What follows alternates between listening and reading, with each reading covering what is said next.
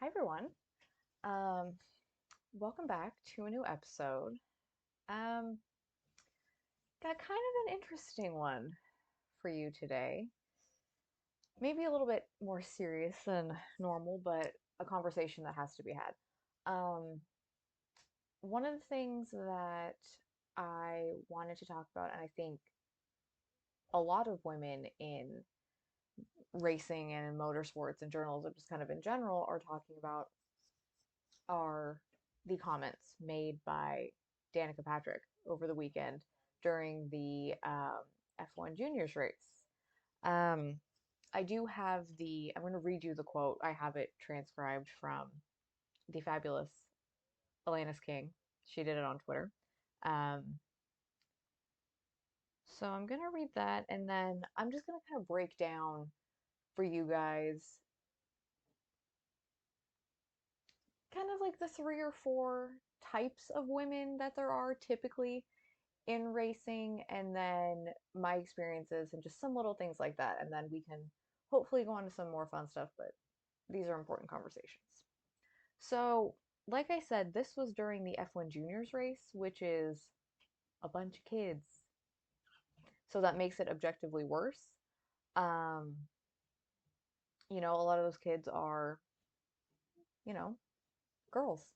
And none of these things are good for Danica, let's just say. Um, so this is what she said.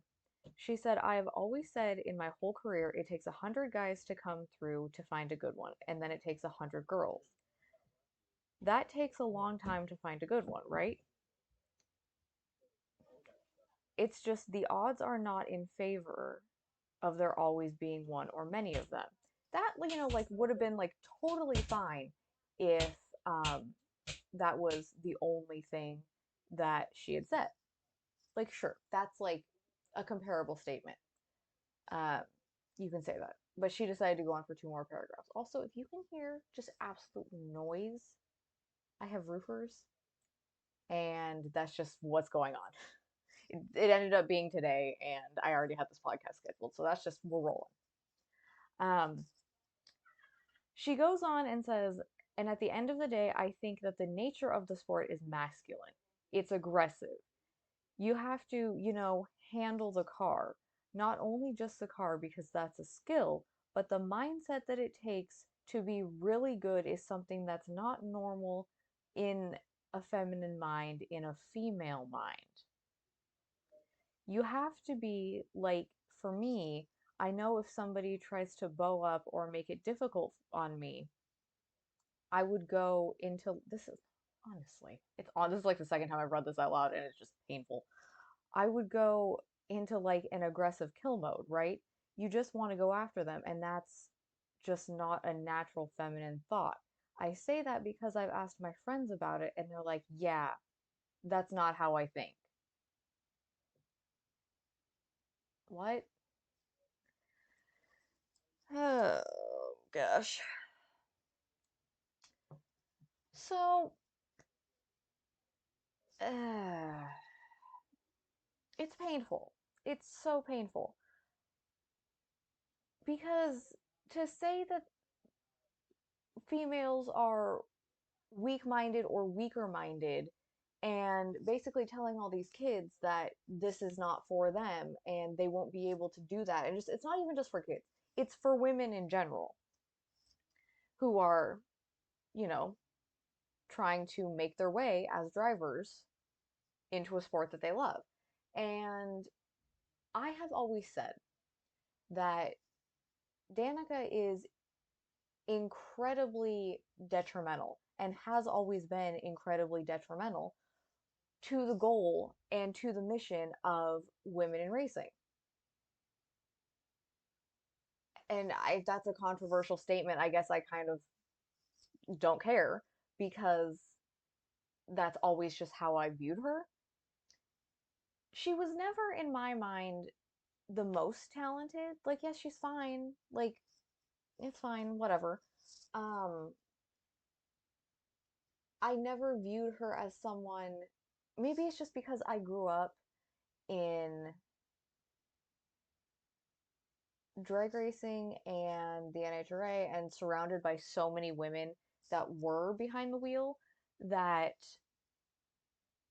I never idolized anyone, I guess, in that way. I mean, maybe it's like you see someone win something, you're like, hey, that's cool, I want to win that. But I think that's just with anyone. I don't know, I've just never been that way. But I never saw her as like this beacon of hope for women or young girls or anything like that. I always just kind of thought, yeah, she's like, okay, she's a decent driver, I guess. She always kind of crashed more than I would have, I don't know. Like, you can't always control a crash, but she crashed a lot. And she did it in IndyCar, and then when she switched to NASCAR, it just got so much worse. That was like the detriment of her career was going to NASCAR. But I feel like for so many kind of years, the media put her on a pedestal as like, you know, this woman in racing, but she never lived up to that. It was never like a good role model situation. And then these comments, and she's made comments before, and it's just, I kind of feel like she doesn't need a platform anymore because there are so many other incredible women out there who are good role models for girls and for young women and for any women at all to get into racing and to any sector of motorsports. I think she has outstayed her welcome in that side of things. Like, you can put her name in the history books, that's cool, but I don't think she needs to have a platform anymore because she's not being helpful. She's only being hurtful. And I know that from this weekend, that wasn't the only thing that people were upset about.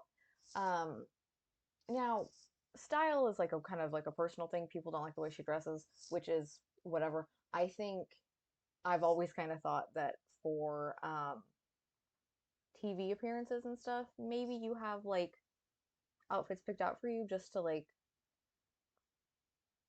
make it level and make sure there's like nothing crazy going on. So I saw people kind of picking up on that, but she had also, I guess, made some comments that people didn't like that they saw to be as like perverse or slightly sexual towards Lewis Hamilton, which is never great. No one should be doing that. I don't care what gender you are, don't do that. If you are in a position to be in a booth commentating on something, don't be gross. Don't do that. But there was, I think people were already kind of fed up with her or getting to the point where they're just kind of like over it, just her in the Formula One sector at all. But these comments for me really kind of solidified what I've been seeing of her and kind of what she is. I mean, that sounds kind of mean, but like what she is in this space as like, promoting other women, that just kind of like, that was like the concrete thing for me that she doesn't need to be seen as that, because there are, like I said, there are so many other fantastic role models. And I think that's what, now in 2023, those are what we should be focusing on. Those are who we should be focusing on if we want to grow the number of women that are behind the wheel. Um, I kind of always see it, and I sat down and I thought about this last night when I was doing some research for the show. I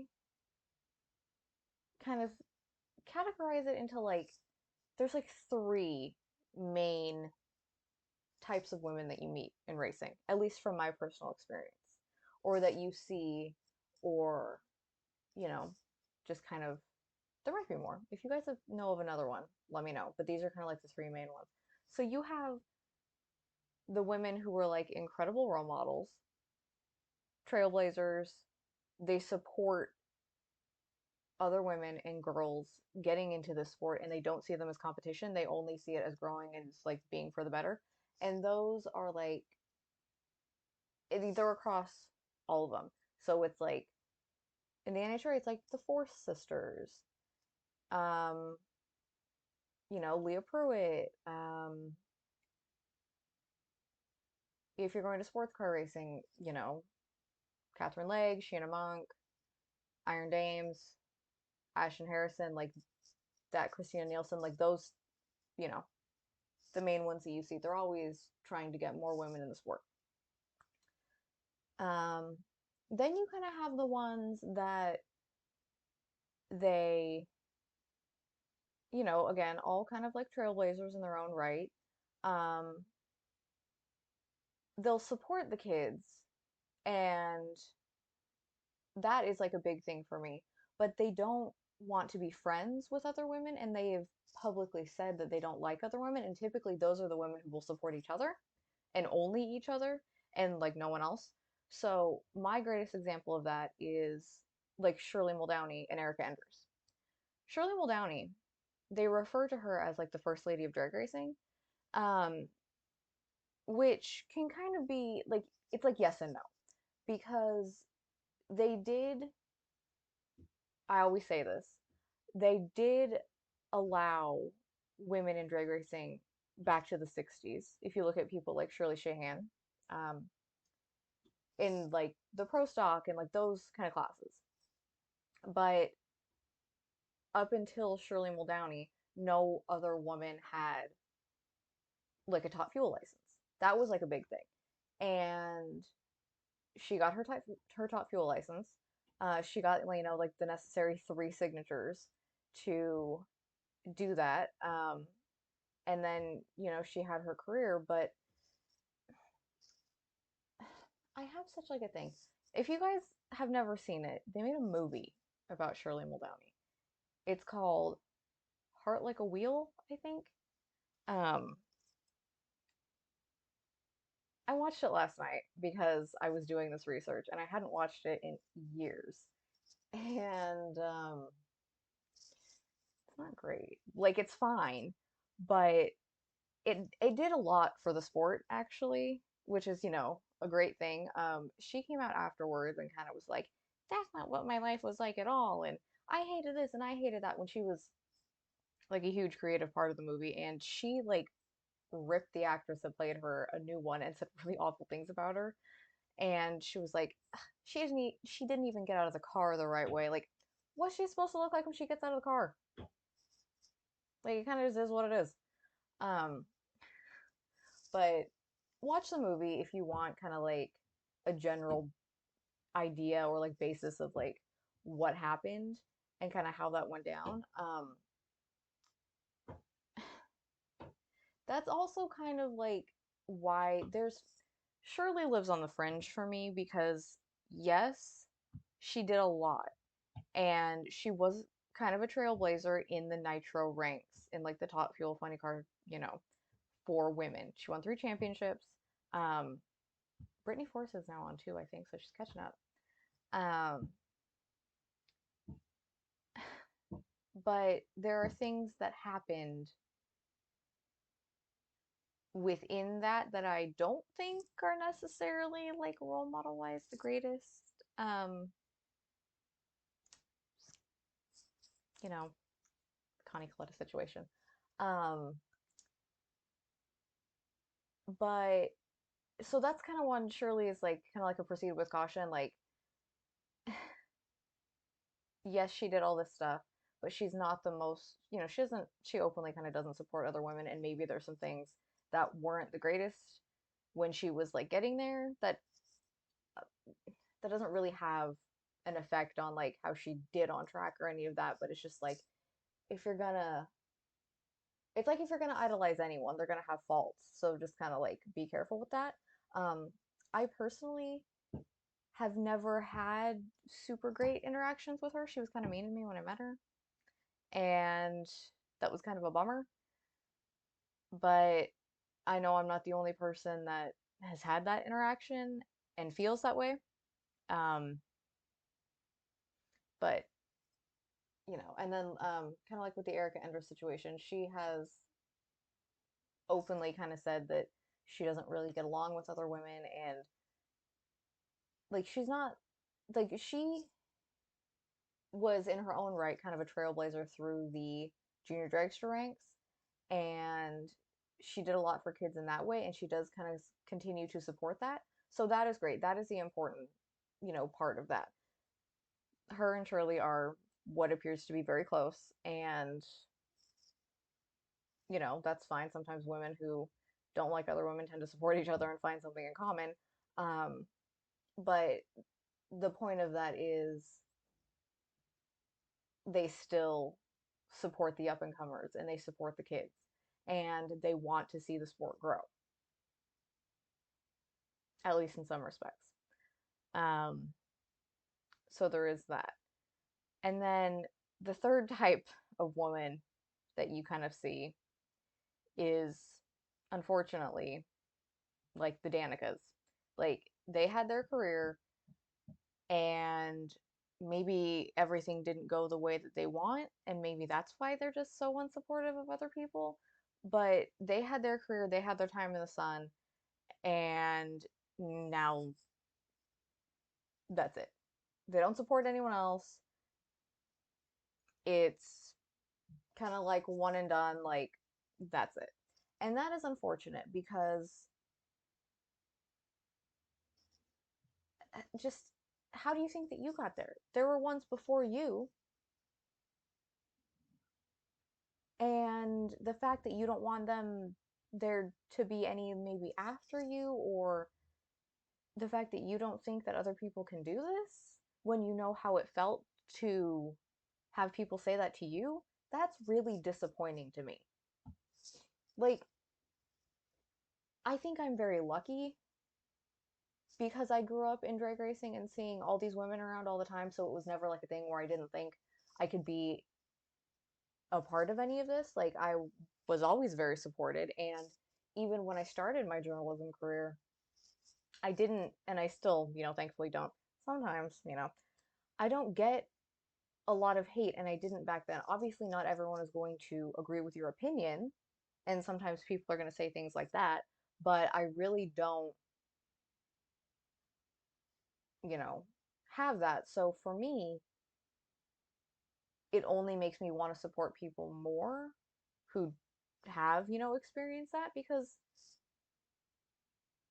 I think that there is a plot, like there's room for everyone in the, that is like right above my head. There is room for everyone on this platform. Like, and I guess I just don't agree with being so against it.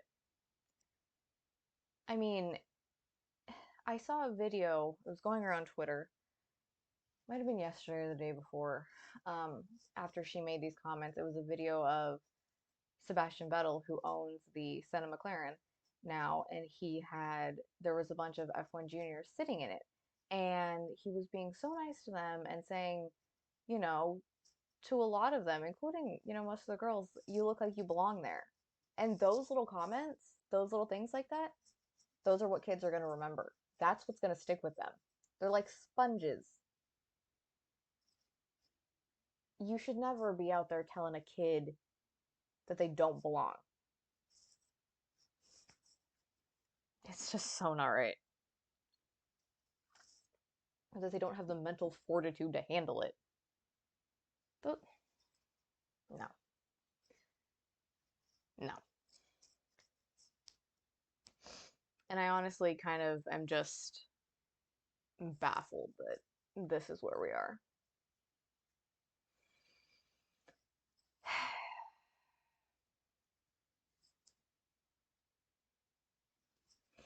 I don't know. It just, it's like I said, it makes you feel like, I don't even know. It makes me feel like, and it's like not a nice thing to say that someone shouldn't have a platform anymore, but I've said it and I stand by it. I don't think she deserves to have a platform anymore.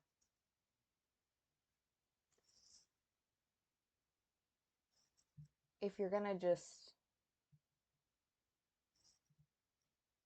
be out here doing that what you're doing and crushing dreams of children and an entire part of the population, then you've overstayed your welcome.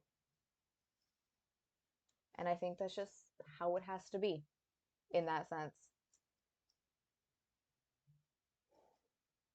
Because those kids, maybe not those specific kids in F1 Juniors, but she had so many little girls that were fans of hers.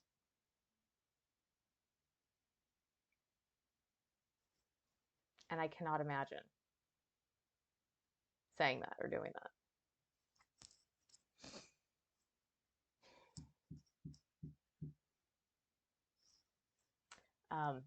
I'm not praying. There's a lot of noises. That is like right above my head. It's like shaking the ceiling. Um, so yeah, that was just kind of like my little. I could have written it. I could have just posted it on YouTube, but I felt like these conversations are important for me to just like be able to say and like get out my like raw emotion about it because it does make me fairly emotional.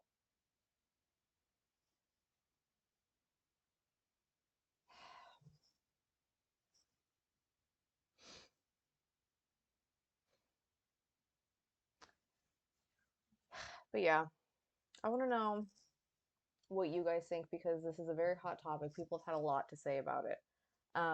Rightfully so. But yeah, it's a tough one, but like I said at the beginning, these conversations have to happen.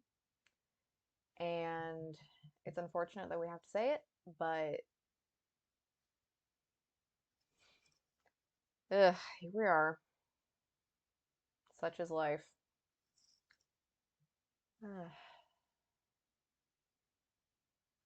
um, y'all want to move on to something like slightly more fun? Because we can do that. I am happy to do that. Um, yeah, what did I want to talk about? Oh yeah, there was like all the racing this weekend. Um,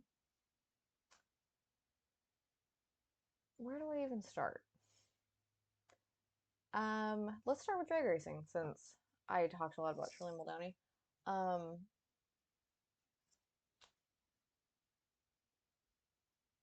what happened? Oh yeah, race two of the Western Swing. Um, the Flavor Pack NHRA Northwest Nationals at Pacific Raceways. I think the chance for a sweep is over now. I don't think anybody, yeah, I don't think anybody won again.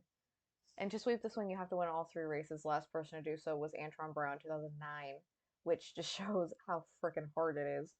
Um, yeah, I think that chance is over for everyone. Because last year when we got to the end, there was, I think it was last year, maybe it was the year before, there was like one person left that had a chance, but not no more. Um, this was the first time that Pro Stock Motorcycles had ever been at the Seattle race and at Pacific Raceways, which was kind of cool. A new experience for the riders and for the fan base. Um, it seemed like the fans took to it pretty well. They did not have regular Pro Stock cars there because they run less races. Their schedule is, different than the Nitro cars and even, from the bikes. So they were not there, but Top Fuel Funny Car motorcycles. I believe it was Steve Torrance that won. Yeah, it was a him and Doug Coletta final round. Doug Coletta's team has really, it seems like, found some performance recently, and it seems like it's, we're about to be getting into the second half of the year, so it's like the right time. So I'm excited for them. I'm a big, just like personally, I'm just like a big Doug Coletta fan. Like he's so nice, and he's been in the sport for so long, and he's never won a championship. Like he would have had Tony Schumacher not had the run. but in the mid 2000s. Um, but big Doug fan. I'm happy that they found something, and I'm happy he's seeing final rounds. Um, but Steve Torrance won that, and then Tim Wilkerson won in Funnica. Tim's second win of the year, which is great. Since he joined um, JCM and the Maynards, it's been like that. I think that was like the boost that he needed, and he's had better performance, which is great because he's one of the most likable guys in the pits. Like hugely nice, does his own tuning, like, him and Richard Hartman. He's just so talented and such a good driver and so fun. And I'm really happy that he's winning again. Um, and it was kind of fitting because last year in Seattle, um, Tony Schumacher won in Top Fuel, and that was right at the time when Don Schumacher Racing announced that the Maynards were taking over majority ownership. So it's been a year of them, having the team, and to kind of like bookend and celebrate that year with a win, I thought was super cool. Um, and then oh, in the pro stock motorcycles, oh, with Gage Herrera, he is running the absolute gambit through PSM right now. It is impressive. Like he's having a year. It's super cool to watch.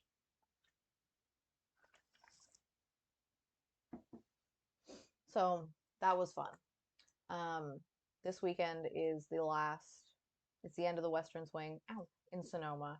Um, I believe if you are a motorcycle fan, the Pro Stock motorcycles are having their all-star call-out thing. So that should be good. Let's see. Oh, I wasn't gonna like bring this up. Ooh, I wasn't, mostly because I forgot about it, but there is tension in the Top Fuel, or nope, in the funny car ranks. Um, right now between J.R. Todd and Alex Laughlin. Um, J.R. Todd is DHL sponsored, and he was supposed to run Alex Laughlin in the first round. And the night before, or maybe the day, I think it was the night before, based on the wording of the post on his Facebook, Alex Laughlin had posted, "Oh, can't wait to run like the FedEx team tomorrow." And JR didn't like that. JR beat him um, in that round.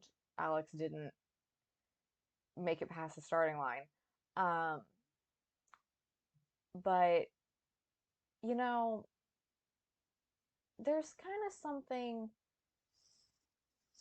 to be said for just kind of like putting your head down and going and not trying to be controversial just to be controversial. And Alex Laughlin is on the younger side. And I think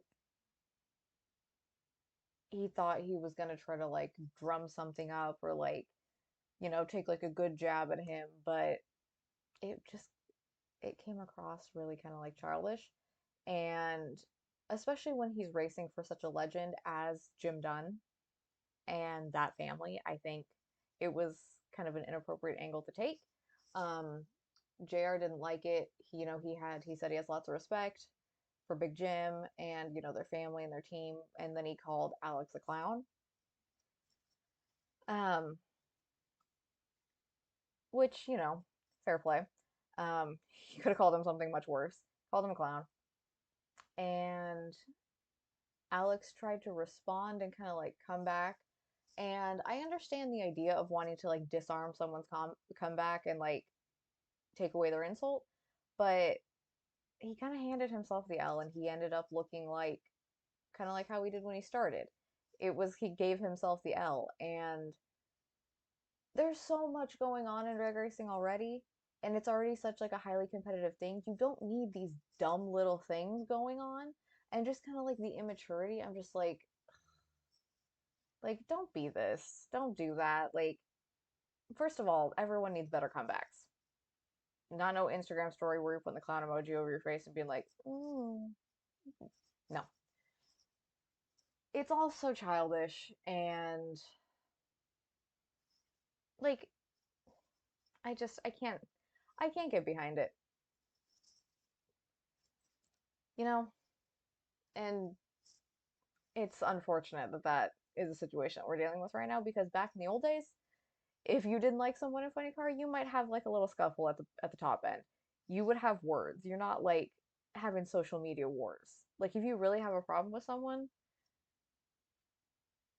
just that's kind of my thing, I guess, in general about having problems with anyone. Don't try to like make a big thing on social media about it. Like you tried to be funny, it didn't work. Other guy responded, he didn't like it. There you go. That's just kind of the end of it now. And like I said, I just think it's a little childish, and I'm not here for it.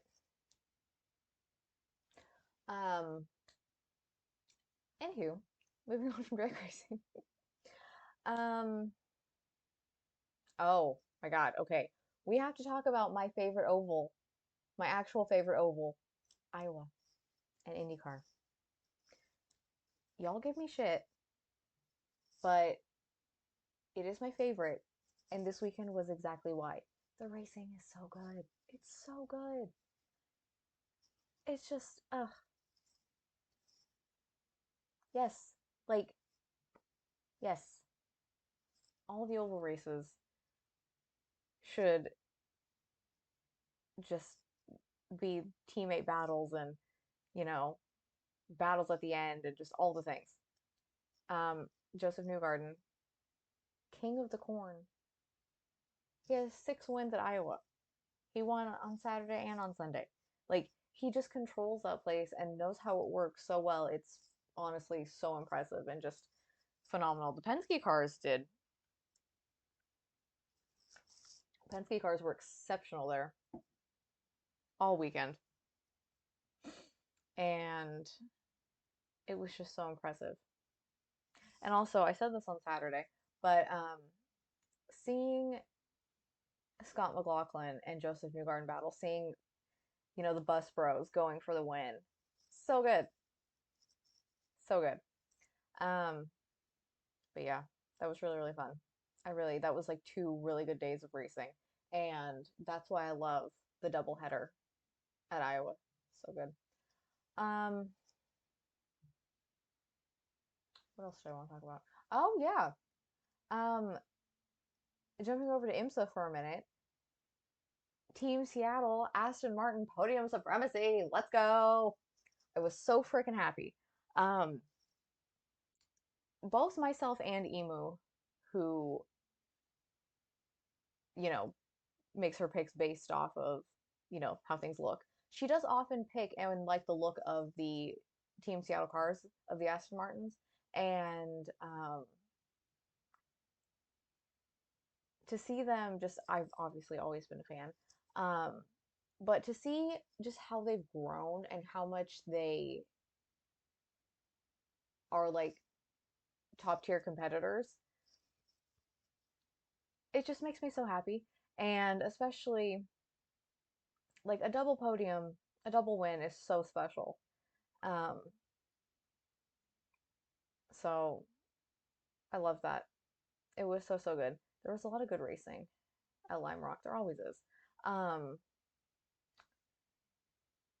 but yeah, super good. You'll love to see it. Um, Making things interesting coming down the stretch for the points. Um, but yeah, oh God. What else do I want to say? Oh, I wanted to congratulate my friend and I guess technically friend of the podcast because we talk about their show, Ryan Eversley on his podium in TCR as well, him and Matt Pombo. They have been going through it this year, and to see them finally just like kind of break through and get there again, super happy. Um, it was a good weekend for Friends of Kira in general. I had a friend who was doing something. I think he's coaching in Ferrari Challenge.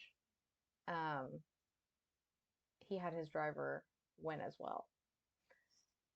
So when my friends are doing well, it makes me very happy. Nothing makes me happier than seeing my friends succeed, like genuinely. Um, so I love that for them. Um, oh gosh, we I don't want to like dwell on this too much, because it makes me think about my fantasy team and how I'm having to like restructure like everything. Um, just to like touch on F1 for a minute, McLaren seems to be finding podiums again, or at least doing better. So I did make some changes. I put Lando back on one of my teams. Um, I will not be putting Lando anywhere near expensive vases or anything that's breakable.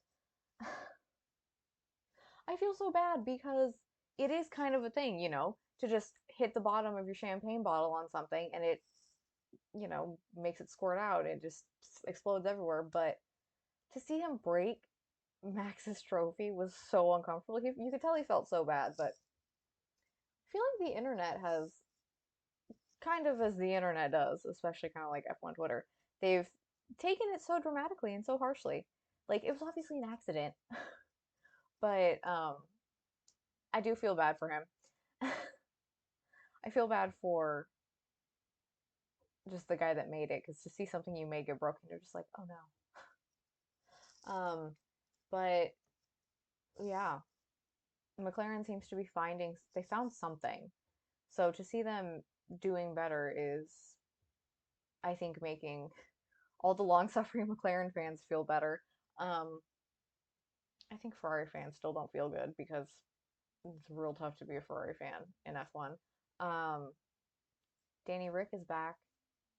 Everybody loves that. The Honey Badger has returned. Um, I I did a little short about this on our YouTube channel, and I talked about it on Instagram just a little bit. But what is happening with Checo and Red Bull? Like that whole situation is so weird to me. Um, I saw a couple other people say this as well, but like we need like a tell-all book, a tell-all interview, like something to know what goes on as the second driver at Red Bull because something's going on. Like spill that tea. We all want to know. But I do really want to know like what, you know, it's obviously a situation where we're going to have to wait and see, but I don't know if Checo keeps his spot at the end of the year. I hope he does, but it's kind of a tough one at this point. I don't know. It's kind of hard to tell um, what goes on in the brain of Helmut Marko. um, but yeah, hi, welcome on in. Um, doing well, I guess. um, but yeah, I think, gosh, was that everything that I wanted? Ooh, is that everything that I wanted to cover? Maybe. Yeah, I want to know just kind of like what you guys are thinking about, kind of just all of it, because there's so much that's constantly going on. And sometimes we don't always get a chance to see it all or take it all in, but this is kind of where we are right now. Controversy abound. Um, what do we have? Let's see. I have my calendar on the wall, but it is far away. What do we have coming up? Um,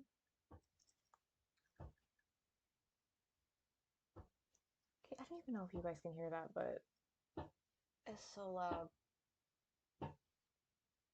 I think it's, yeah, you guys can definitely hear that. My mic is definitely picking it up. So I don't stream every day, but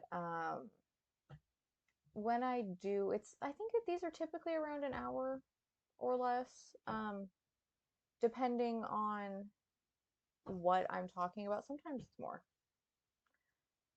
But actually, we have a goal for ourselves. Oh, I haven't actually mentioned this just because we have been slowly kind of growing and I've been like super grateful for like we had some new followers the other day. I'm super grateful for all of you. But we do have a goal. We're trying to hit 50 by the end of the year. Um, just to kind of like get into that hopeful like affiliate stage, but um we're very grateful for everyone that hangs out with us and watches us on, YouTube and Twitch and just all the things. Um, this is already, you know, it's already the greatest thing. I love doing this. We both do. Um, what was I doing? Oh yeah, we're looking at schedules. We're seeing what's upcoming. No.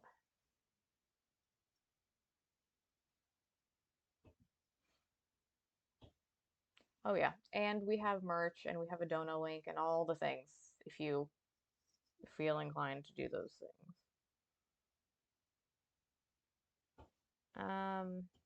Okay, so upcoming for IMSA is Road America, which is a good one.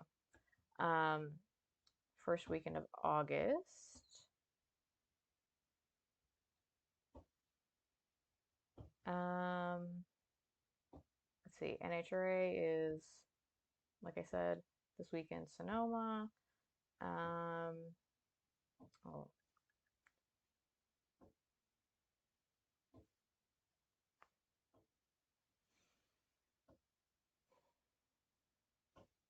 mm,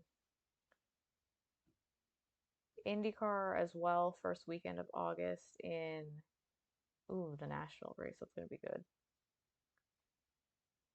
And then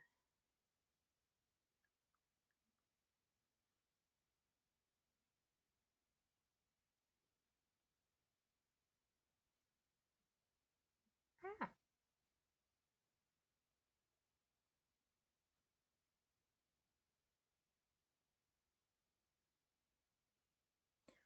what in the world is that?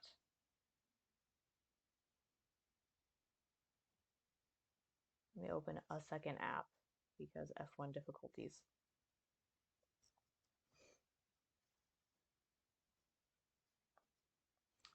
I might play. Oh, that was the wrong button. I might play around with my fantasy team,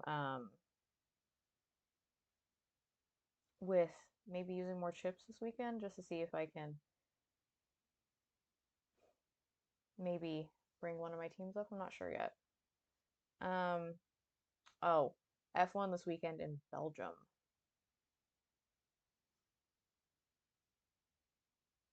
Is that? Yeah, oh, they're doing the sprint race. Oh God. I don't have super a ton of faith for a sprint race here.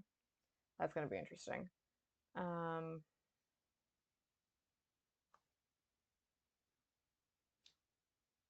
gonna have to see about that.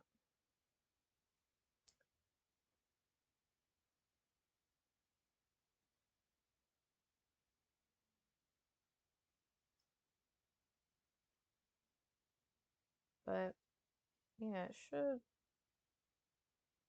Oh, okay. I realized something I did. Um, things for me to deal with after the show. But yeah, lots going on, lots of great racing. We're in like a great kind of like middle of the year right now where, we're kind of at that tipping point where if you want to really be in the championship in your respective series, you've got to start doing it now. because the second half of the seasons are only going to fly by. So, yeah, I think that's kind of where we're at. As always, like I said, but I will always and forever say it, we are super grateful and super appreciative for you guys. Just hanging out with us and being part of our little internet community, even when we have to have the tough conversations and, you know, the things that we don't want to talk about, but those are the important ones sometimes. And we appreciate your support.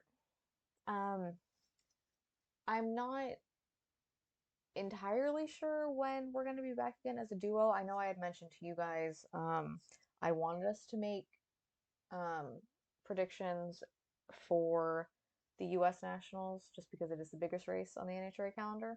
That might turn into a solo thing. It's kind of weird. I had some stuff, and I'm still kind of in some stuff going on in my personal life, and Emu's kind of now in that boat as well. I'm not going to obviously say what either thing is because I haven't been talking about my thing except to like a few close friends, and I'm not just going to tell the world, what's going on with her, but just send all the good vibes to both of us. Um, but yeah, even if we don't end up coming together for the predictions, I will have mine and we can like do them together. Um, but yeah, um, I always have to end these streams like 6 times because I keep remembering things. Um, but yeah, that actually is kind of all the things I wanted to say. Thank you for joining us. I hope you guys are having a good day. Have a good week, and I will see you next time. Bye, guys.